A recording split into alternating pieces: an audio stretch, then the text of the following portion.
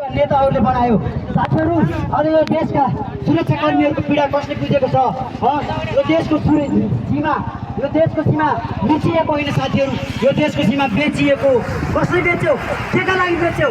प्रचण्ड, देउवा ओली र के झलनाथ खनाल जस्ता, बाबुराम भट्टराई जस्ता डलरवादी नेताहरूको कारणले गर्दा हाम्रो देशको सिमाना मिचिएन पुगेको।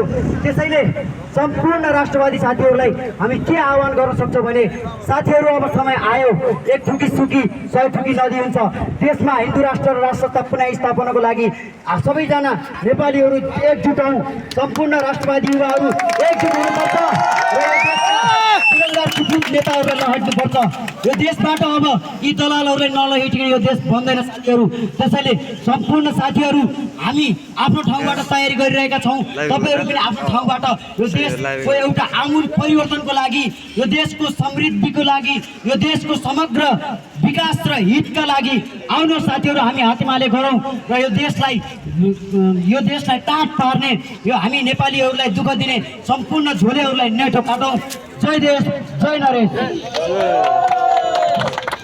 आजको यस कार्यक्रममा उपस्थित हुनुभएका सम्पूर्ण राष्ट्रिय प्रजातान्त्रिक युवा सङ्गठनका साथीहरू, सन्देश भण्डारी भाइ लगायत हाम्रो आदरणीय अङ्कल लगायत सम्पूर्ण उपस्थित साथीहरूलाई म धन्यवाद दिन चाहन्छु।